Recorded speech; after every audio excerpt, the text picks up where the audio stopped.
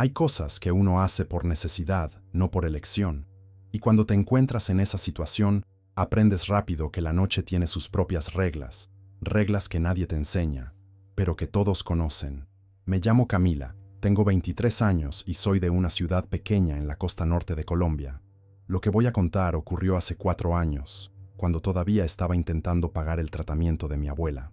Ella tenía una enfermedad en los pulmones, de esas que van consumiendo a la persona poco a poco, como si la vida fuera absorbida desde adentro hacia afuera. Trabajo desde los 16. He hecho de todo. Vendí agua en la playa, limpié casas, ayudé en panaderías, pero el dinero nunca alcanzaba. Las medicinas eran demasiado caras, las consultas ni hablar. Y mi abuela, ella era todo lo que me quedaba. Por eso empecé a salir de noche. No voy a romantizarlo. No voy a decir que fue fácil o que me sentía bien con eso, pero cuando ves a la persona que te crió asfixiándose en su cama, rogando por una medicina que no puedes comprar, haces lo que tengas que hacer. Las calles del centro siempre tenían el mismo olor: gasolina quemada, cigarro barato y esa llovizna fina que nunca deja de caer después de medianoche. Yo trabajaba cerca de una plaza donde el poste principal parpadeaba todo el tiempo. Al otro lado de la calle estaba el bar El Eclipse, un lugar viejo que ponía música antigua hasta el amanecer. Boleros, cumbias viejas, cosas que mi abuelo solía escuchar. Había otras chicas también, la mayoría mayores que yo. Ellas me enseñaron las reglas no escritas de la noche. Nunca subas a un carro sin ver la placa primero. Siempre lleva el celular en la mano, aunque no tenga saldo. Y después de las 2 de la mañana, Camila, después de las 2, te vas. ¿Entendiste? Siempre preguntaba por qué. Ellas se reían, pero era ese tipo de risa incómoda, ¿sabes? Como cuando haces un chiste sobre algo que en realidad te da miedo. Porque después de esa hora solo queda lo que no es de este mundo, dijo una de ellas una vez, mirando al suelo. Yo también me reí. Pensaba que era superstición, cosa de gente mayor, pero nunca olvidé la forma en que lo dijo, sin humor, sin levantar la vista. Esa noche era un jueves de marzo. Lo recuerdo porque había llovido todo el día y las calles aún estaban mojadas, reflejando las luces de los postes como espejos rotos. Estaba cansada. Había hecho 3 servicios y el dinero alcanzaba para comprar las medicinas de la semana. Solo quería irme a casa, darme una ducha caliente y dormir. Ya eran las 2:10 de la mañana. Las otras chicas se habían ido. Solo quedábamos yo y una mujer mayor, Rocío, que fumaba apoyada contra una pared al otro lado de la plaza. Me hizo una seña, diciéndome que me fuera también. Iba a hacerlo, lo juro, pero en ese momento vi el coche. Un sedán negro, vidrios oscuros, modelo reciente. Venía despacio por la calle principal, como si buscara algo o a alguien. Se detuvo justo frente a mí. La ventana del conductor bajó lentamente, haciendo ese ruido mecánico suave, y entonces lo vi. Debía tener unos 40 años, quizá un poco más. Cabello corto, bien peinado. Llevaba una camisa clara sin corbata y un reloj caro en la muñeca. Su rostro era normal, cansado, triste incluso. Nada que me asustara a primera vista. «Buenas noches», dijo, con voz tranquila. «Buenas noches», respondí, acercándome a la ventana. «¿Estás ocupada? Depende de lo que quieras». Se quedó en silencio unos segundos, mirando al frente, como si estuviera pensando cómo decir algo difícil. «Solo quiero conversar», dijo por fin. «Nada más. Solo compañía». Ya había escuchado eso antes. A veces aparecían clientes así, hombres solitarios que pagaban solo por tener a alguien al lado, para hablar de sus problemas en el trabajo, de la exesposa, de los hijos que ya no llamaban. Eran los más fáciles en realidad, y normalmente pagaban bien. «¿Cuánto tiempo?», pregunté. «1 hora. Te pago el doble de lo normal». Miré a Rocío. Me observaba desde lejos, con el cigarro aún en la boca. Movió la cabeza, como diciéndome, «Ten cuidado». Pero el dinero era bueno, y él parecía inofensivo. Entré al coche. El interior olía a cuero nuevo y a un perfume masculino suave. El asiento era cómodo. Él condujo despacio, sin prisa, saliendo de la plaza hacia calles menos iluminadas de la ciudad. La radio estaba encendida, pero no sonaba música, solo un leve zumbido, como cuando no logras sintonizar bien la estación. ¿Vives lejos?, preguntó. No mucho, mentí. Nunca decía dónde vivía. Asintió, pero no dijo nada más. Permanecimos en silencio unos minutos. Yo observaba la calle por la ventana, intentando memorizar el camino, como siempre hacía. Una panadería cerrada, un taller mecánico, un muro con grafitis de una pandilla local. Entonces volvió a hablar. ¿Tú crees en las promesas? La pregunta me tomó por sorpresa. ¿Cómo así? Promesas. Ya sabes, cuando prometes algo a cambio de un favor, a Dios, a los santos. Pensé en mi abuela. Ella vivía haciendo promesas. Encendía velas a San Judas Tadeo, rezaba a la Virgen. Prometía ayunar, ir a misa, no quejarse del dolor. Sí, respondí. Mi abuela hace muchas promesas. Sonrió, pero no fue una sonrisa feliz. Fue una sonrisa triste, cargada de algo que no supe identificar, y entonces dijo algo que me heló la sangre. Yo también hice una promesa, pero no fue a un santo. Lo miré. La sonrisa aún estaba ahí, pero ahora veía lo que había detrás. Miedo, miedo puro. Y fue entonces cuando me di cuenta.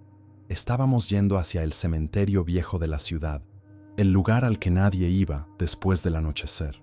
El cementerio viejo quedaba en la zona este de la ciudad, en un terreno elevado rodeado por muros altos de piedra. Durante el día era solo otro lugar abandonado que nadie visitaba, pero de noche ese lugar tenía una presencia, algo que se sentía en el aire, aunque no creyeras en nada de eso. Las calles alrededor eran oscuras. No había comercios, ni casas cercanas. Solo terrenos baldíos cubiertos de maleza alta y algunos postes de luz que apenas funcionaban. La llovizna seguía cayendo, haciendo ese sonido suave contra el techo del coche. ¿Por qué venimos aquí?, pregunté, tratando de mantener la voz firme. No respondió. Siguió conduciendo despacio hasta estacionar en una calle lateral, justo frente al portón de hierro oxidado del cementerio. Desde ahí se veían las lápidas más antiguas, cubiertas de musgo y rajadas por el tiempo. Apagó el motor. El silencio que siguió fue pesado, ese tipo de silencio que parece apretar el pecho. Hasta el zumbido de la radio se había detenido. «Mira», comencé, «si quieres hacer algo raro, prefiero bajarme ahora. Puedes dejarme aquí mismo, sin problema». Sacudió la cabeza, aún mirando al frente, a través del parabrisas mojado. «No voy a hacerte daño», dijo en voz baja. «Solo necesito contarle esto a alguien. Necesito que alguien sepa lo que hice». Había algo en su voz: desesperación, culpa, miedo genuino. Contra todos mis instintos, me quedé. Respiró hondo, sacó una pequeña medalla del bolsillo de la camisa y la sostuvo entre los dedos. Era de plata, o al menos lo parecía. Tenía un grabado extraño, un símbolo que nunca había visto. Pero lo que más me llamó la atención fue el borde. Estaba quemado, negro, como si hubiera sido puesto al fuego. ¿Sabes lo que es hacer un pacto?, preguntó, aún mirando la medalla. Lo sabía, o al menos había escuchado historias. Mi abuela contaba sobre personas que hacían acuerdos con entidades, con cosas que no eran de Dios. Decía que eso existía, que era real, pero que tenía un precio. «Sí», respondí, «pero ¿eso es real?». Él rió. Fue una risa corta, amarga. Yo también pensaba que no. Creía que eran solo cuentos para asustar niños. Se frotó la cara con las manos, como si estuviera exhausto. Hace 6 años, estaba en la ruina. Debía dinero a todos, prestamistas, bancos, incluso amigos. Mi empresa había quebrado. Mi esposa me dejó. No me quedaba nada. Hizo una pausa. Afuera, la lluvia comenzó a caer con más fuerza. Fue entonces cuando conocí a un viejo. Apareció en el bar donde pasaba las noches bebiendo. Se sentó a mi lado, pidió una cerveza y empezó a hablar como si me conociera de toda la vida. Dijo que sabía de mi situación, que podía ayudarme. «¿Cómo?», pregunté. «Me dio esto», dijo, levantando la medalla, «y me enseñó qué hacer». Dijo que debía ir a un lugar específico, a medianoche, y hacer un pedido. un pedido verdadero, desde lo más profundo del alma, y que él respondería. ¿Quién es él? El hombre cerró los ojos. No lo sé. El viejo nunca dijo su nombre, solo dijo que era alguien muy antiguo, alguien que estaba aquí mucho antes de cualquier iglesia, de cualquier santo, y que le gustaba hacer negocios. Un escalofrío recorrió mi nuca. La temperatura dentro del coche parecía haber bajado. ¿Y lo hiciste?, pregunté, aunque ya sabía la respuesta. Sí.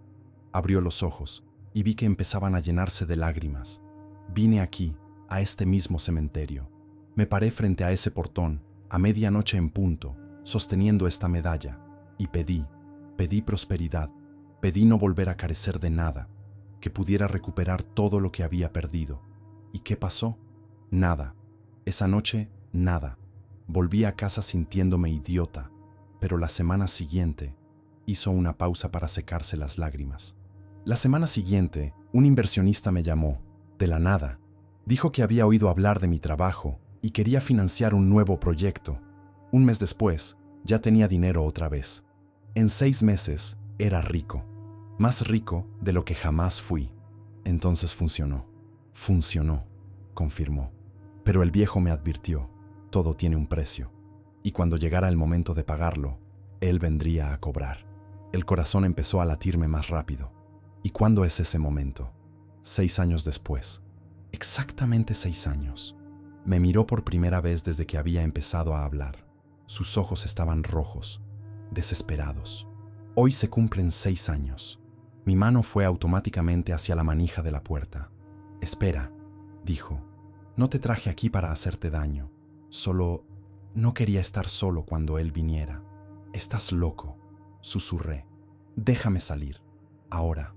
Intenté huir, continuó, como si no me hubiera escuchado. Viajé a otro país. Cambié de nombre. Pero no importa a dónde vaya, él siempre me encuentra. En los últimos 3 días lo he sentido. Una presencia, siempre cerca, observando. Tiré de la manija, pero la puerta no se abrió. Tiré otra vez. Nada. Estaba trabada. «¡Desbloquea la puerta!», grité. «Yo no la bloqueé», dijo, con pánico genuino en la voz. No hice nada. Entonces miré por el retrovisor y lo vi. Había algo en el asiento trasero, una sombra, pero no era una sombra normal. Era una oscuridad más densa, más profunda que la noche alrededor. Tenía una forma vagamente humana, sentada allí, completamente inmóvil. La sangre se me heló. «¿Lo estás viendo?», susurré. El hombre miró también por el retrovisor, y cuando lo vio, empezó a temblar. Todo su cuerpo se sacudía, como si tuviera un ataque. «No, no, todavía no», murmuró. «Por favor, todavía no». La sombra no se movía, pero podía sentirla. Podía sentir que nos observaba, y había algo en ella que no era de este mundo. Una presencia tan antigua, tan equivocada, que cada célula de mi cuerpo gritaba que debía salir de allí. Entonces la escuché. Una respiración, lenta, profunda, proveniente del asiento trasero. Giré la cabeza despacio, temiendo lo que iba a ver, y cuando miré, la sombra se había movido. Ahora estaba inclinada hacia adelante, entre los 2 asientos delanteros. Aún no podía distinguir un rostro, pero sí veía 2 manos. Manos demasiado largas, con dedos finos y pálidos que parecían no terminar nunca. Una de ellas se extendía hacia el hombre. «¡No!», gritó él. «Puedo pagar de otra forma. Puedo dar dinero. Puedo dar lo que quieras». La mano siguió acercándose. Y entonces, por primera vez, vi el rostro. No era un rostro humano. Era algo vacío, sin ojos, sin nariz. Solo una boca. Una boca abierta en una sonrisa imposible, demasiado grande, con dientes que parecían agujas. Y esa sonrisa me miraba a mí. El hombre empezó a rezar, alto, desesperado, con lágrimas corriendo por su rostro. «Padre nuestro que estás en los cielos, santificado sea tu nombre». La cosa en el asiento trasero inclinó la cabeza, como si aquello le divirtiera. «Perdona, perdona, perdona», repetía el hombre sin cesar. De repente, todas las luces del coche se apagaron. El tablero, los faros, todo. La radio volvió a emitir ese zumbido, pero ahora era más fuerte, más agresivo, casi como un grito distorsionado. Y entonces todo quedó negro, negro absoluto. No podía ver nada, ni mi propia mano frente al rostro. Era como si me hubieran arrancado los ojos y me hubieran arrojado a un pozo sin fin. Pero podía oír, escuchaba la respiración de esa cosa, escuchaba al hombre llorando, escuchaba algo húmedo, como si algo mojado se arrastrara sobre el asiento. Y entonces lo sentí. Algo helado tocó mi cuello. Grité, grité con toda la fuerza de mis pulmones, y las luces volvieron. De golpe, el tablero se encendió. Los faros iluminaron la calle vacía. El zumbido del radio se detuvo. Miré de inmediato al asiento trasero. Estaba vacío, completamente vacío. Miré al conductor. Estaba quieto, ojos abiertos, boca entreabierta, manos aún sobre el volante, pero no respiraba. Lo toqué. Su cuerpo estaba frío, helado, y sus ojos estaban vueltos hacia arriba, mostrando solo el blanco. Estaba muerto. No sé cuánto tiempo me quedé allí, paralizada, mirando a aquel hombre muerto. Segundos, minutos, el tiempo había perdido todo sentido. Mi cerebro no podía procesar lo que acababa de ocurrir. Estaba muerto, simplemente muerto, y yo estaba encerrada en un coche con un cadáver, frente a un cementerio abandonado, en plena madrugada. Mi respiración comenzó a acelerarse. Sentía el pecho apretado. El aire no entraba bien en mis pulmones. Pánico, pánico puro, apoderándose de cada parte de mi cuerpo. Tiré de la manija otra vez. Esta vez la puerta se abrió. Salí tambaleando, cayendo de rodillas en la acera mojada. La lluvia había cesado, pero el suelo seguía empapado. Mis manos se hundieron en un charco de agua sucia mientras intentaba levantarme. Miré alrededor. La calle estaba completamente vacía, sin coches, sin gente, sin luces en las ventanas. Era como si toda la ciudad hubiera sido abandonada. Solo existían yo, el coche y aquel cementerio siniestro detrás de mí. Intenté gritar por ayuda, pero mi voz salió débil, ronca. Lo intenté de nuevo. ¡Auxilio! ¡Alguien, ayúdeme! Nada, ninguna respuesta. Solo el sonido del viento soplando entre los árboles del cementerio, haciendo que las hojas secas danzaran sobre los muros. Saqué el celular del bolsillo con las manos temblando tanto que casi lo dejé caer. No tenía saldo, pero podía llamar al número de emergencias. Siempre podía. Marqué. Me lo llevé al oído. Silencio. Ningún tono de llamada. Nada. Miré la pantalla. Sin señal.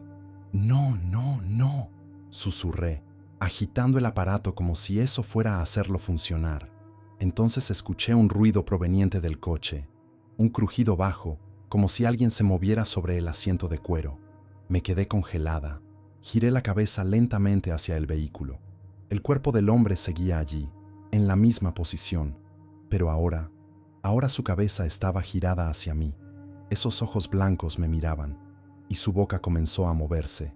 Él todavía está aquí. La voz era la suya, pero no lo era. Sonaba como si algo hablara a través de él, usando su garganta muerta como un instrumento roto.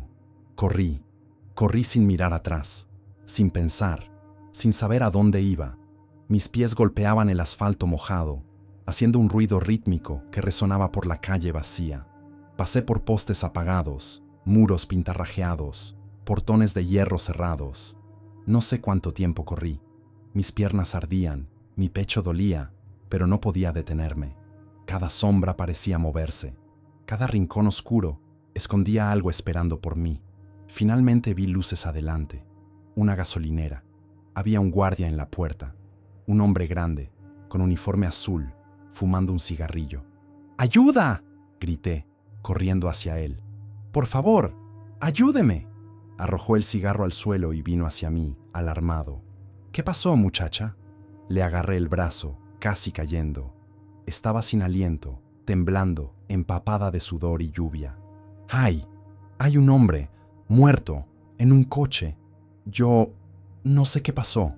Tranquila, tranquila, dijo, sujetándome por los hombros. ¿Estás herida? Negué con la cabeza. Él me llevó adentro de la estación, me sentó en una silla de plástico cerca de la caja. La chica que trabajaba allí me dio un vaso de agua. Lo bebí de un trago, sintiendo el líquido frío bajar por mi garganta. ¿Dónde está ese hombre?, preguntó el guardia. Cerca del cementerio viejo, en una calle lateral, un coche negro. Tomó su radio y llamó a la policía. Habló en voz baja, mirándome con expresión preocupada. 10 minutos después, llegaron 2 patrullas. Los policías me hicieron un montón de preguntas. ¿Quién era el hombre? ¿Qué hacía con él? ¿Cómo había muerto? ¿Por qué estaban en ese lugar? Conté todo, todo. Sobre mi trabajo, sobre cómo él me había llamado, sobre la conversación extraña, la medalla, el pacto, la cosa en el asiento trasero. No me creyeron. Claro que no. Uno de los policías, un hombre mayor con bigote gris, me miró con una mezcla de lástima y desconfianza. Niña, estás en shock. Es normal crear imágenes, pero necesitamos saber lo que realmente ocurrió. Te estoy diciendo lo que pasó, grité. Había algo en ese coche, algo que no era humano. Él hizo un pacto y esa cosa vino a cobrar. El policía intercambió una mirada con su compañero. Vamos al lugar a confirmar la situación. Tú quédate aquí, ¿de acuerdo? Asentí. No tenía fuerzas para discutir. Ellos se fueron. Yo me quedé allí, sentada en esa silla de plástico, abrazando mis propias rodillas, temblando sin parar. La chica de la caja me dio un café caliente. Sujeté el vaso con ambas manos, tratando de entrar en calor. Media hora después, los policías regresaron, y las expresiones en sus rostros eran distintas, más serias, perturbadas. ¿Lo encontraron?, pregunté. El del bigote asintió lentamente. Encontramos el coche y el cuerpo. Entonces lo vieron. Vieron que no mentía. Se sentó en la silla junto a mí, eligiendo las palabras con cuidado. El médico forense hará un análisis completo, pero, en principio, parece que fue un ataque cardíaco. ¿Un ataque cardíaco?, repetí, incrédula. ¿Viste sus ojos? ¿Viste cómo estaba? Sí, y es raro, lo admito, pero... suspiró. No hay señales de violencia, no hay marcas, nada que indique que otra persona estuviera en el coche. Porque no era una persona, grité. Era otra cosa. Muchacha, mira dentro del coche, busca la medalla. Tenía una medalla quemada, con un símbolo extraño. Volvieron a intercambiar miradas. No encontramos ninguna medalla, dijo el otro oficial. La sangre se me heló. ¿Cómo que no la encontraron? La tenía en la mano, yo la vi. Registramos todo el coche. No había medalla, solo su billetera, su celular y las llaves. No podía ser. Yo la había visto, lo juro. Había visto cómo la sostenía. Había visto el símbolo grabado, el borde chamuscado. A menos que eso también hubiera desaparecido, junto con la sombra. Tienen que creerme, susurré, sintiendo las lágrimas correr por mis mejillas. Por favor, pasó algo en ese coche, algo malo. El policía puso una mano en mi hombro. Mira, vamos a investigar bien, ¿sí? Pero ahora tienes que venir a la comisaría a dar tu declaración formal, y sería bueno que llames a alguien de tu familia. No tenía a nadie a quien llamar, solo a mi abuela, y ella estaba internada. Me llevaron a la comisaría. Pasé el resto de la noche allí, repitiendo la misma historia a distintas personas. Un investigador, una asistente social, incluso un psicólogo, que llamaron para evaluar mi estado mental. Nadie me creyó. Todos pensaban que estaba traumatizada, confundida, que había imaginado cosas por el shock de ver morir a alguien frente a mí. A las 6 de la mañana me dejaron ir. Dijeron que podrían llamarme más tarde para más preguntas. Salí destrozada, agotada, sintiendo que había envejecido 10 años en una sola noche. Tomé un autobús a casa. El sol estaba saliendo, tiñendo el cielo de naranja y rosa. Las calles comenzaban a llenarse de gente yendo a trabajar, niños yendo a la escuela, vendedores abriendo sus puestos. La vida normal, como si nada hubiera pasado. Pero para mí, nada era normal ya. Llegué a casa, cerré la puerta con 3 cerrojos y bajé todas las ventanas. Me di una ducha caliente, tan caliente que me dejó la piel roja. Intenté lavar esa noche de mi cuerpo. No pude. Me acosté, pero no logré dormir. Cada vez que cerraba los ojos, veía esa sombra. esas manos largas, esa sonrisa imposible. ¿Y lo peor? Lo peor era saber que nadie jamás iba a creerme. Pasaron los días y traté de volver a la normalidad. Visité a mi abuela en el hospital. Estaba mejor. Las medicinas estaban funcionando. Sonrió al verme. Me tomó la mano con fuerza. ¿Estás bien, hija? Tienes una cara solo cansada, abuela. Pero estoy bien. No le conté nada. No podía. Ya tenía suficientes preocupaciones. Una semana después, leí en el periódico: empresario muere de ataque cardíaco en circunstancias misteriosas. La nota era corta. Decía que era dueño de varias empresas, que tenía fortuna, que no tenía antecedentes cardíacos. La policía había cerrado el caso. Muerte natural. Rasgué el periódico y lo tiré a la basura. Intenté volver a trabajar. Volví a las calles por la noche, pero no podía. Cada coche que se detenía, cada cliente que me hablaba, sentía el miedo regresar. Y siempre me iba antes de las 2 de la mañana. Siempre. Rocío, la mujer que trabajaba conmigo aquella noche, desapareció. Simplemente se esfumó. Nadie sabía a dónde había ido. Las otras chicas decían que se había vuelto al interior, pero nadie estaba segura. Pasaron 2 meses. 2 meses intentando olvidar, intentando volver a ser la misma. Hasta que un viernes, volviendo del trabajo en la lavandería donde había conseguido empleo, encontré algo en la puerta de mi casa. Una cajita de madera oscura, sin remitente. Miré el pasillo del edificio, vacío. Tomé la caja con cuidado y entré. Mi abuela estaba dormida. Fui a mi cuarto, cerré la puerta y la abrí. Dentro estaba la medalla. Esa medalla, la misma que el hombre sostenía aquella noche. Plata quemada, con el símbolo extraño grabado. Y debajo, un papel doblado. Con las manos temblando, lo abrí. Estaba escrito a mano, con letra antigua: fuiste testigo del pacto. Ahora la marca es tuya. 7 días para elegir. Haz tu propio pacto o pasa la medalla a otro. Si no haces ninguna de las 2 cosas, él vendrá por ti. Leí el mensaje 3 veces. 7 días. Tenía 7 días para decidir: hacer mi propio pacto o pasar esa cosa a otra persona. Arrojé la medalla lejos, como si quemara.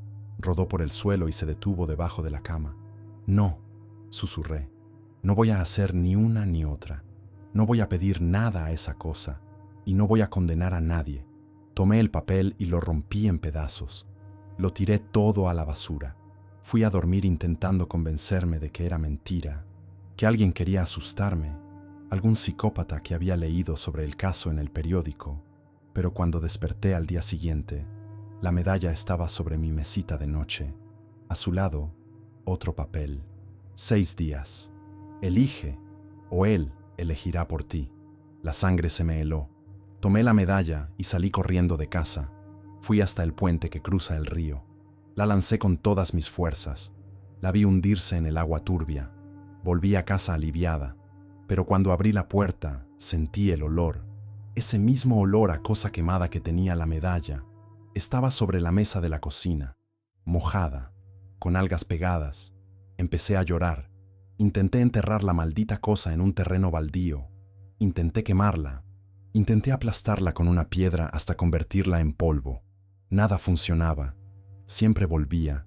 Y cada día, un nuevo papel aparecía. 4 días, 3 días, 2 días. El 6.º día desperté sintiéndome mal. Todo mi cuerpo dolía. Tenía fiebre alta. Tosía sangre. Mi abuela quiso llevarme al hospital, pero me negué. Sabía que ningún médico podría ayudarme. Eso no era una enfermedad. Era él, cobrando. Esa noche me miré al espejo y casi no me reconocí. Mi rostro estaba pálido, con ojeras profundas. Mis labios, morados. Parecía que me estaba muriendo poco a poco, porque lo estaba. El último papel apareció de madrugada. Un día, me senté en el suelo del baño, abrazando mis rodillas, temblando. No tenía elección.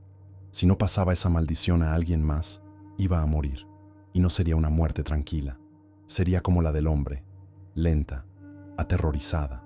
Pero, ¿cómo podía hacerle eso a alguien? ¿Cómo podía condenar a otra persona al mismo destino? Pasé todo el día pensando, intentando encontrar otra salida. No la había. Esa noche, mi abuela ya dormía. Tomé la medalla, la guardé en el bolsillo y salí. Necesitaba encontrar a alguien desesperado. Caminé por las calles del centro. Eran las 11 de la noche. Aún había gente, bares abiertos, vendedores ambulantes, prostitutas trabajando. Vi a un hombre sentado en un banco de la plaza.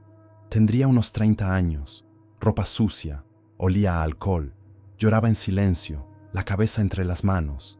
Me acerqué despacio. ¿Estás bien?, pregunté. Levantó el rostro. Tenía los ojos rojos, hinchados. Lo perdí todo, dijo con voz quebrada. Mi trabajo, mi familia, no tengo nada, ni un lugar donde dormir. Sentí el estómago retorcerse. Era perfecto, desesperado lo suficiente como para aceptar cualquier cosa. Pero cuando lo miré, vi a un ser humano, alguien sufriendo, alguien que no merecía lo que estaba a punto de hacer. Va a mejorar, mentí.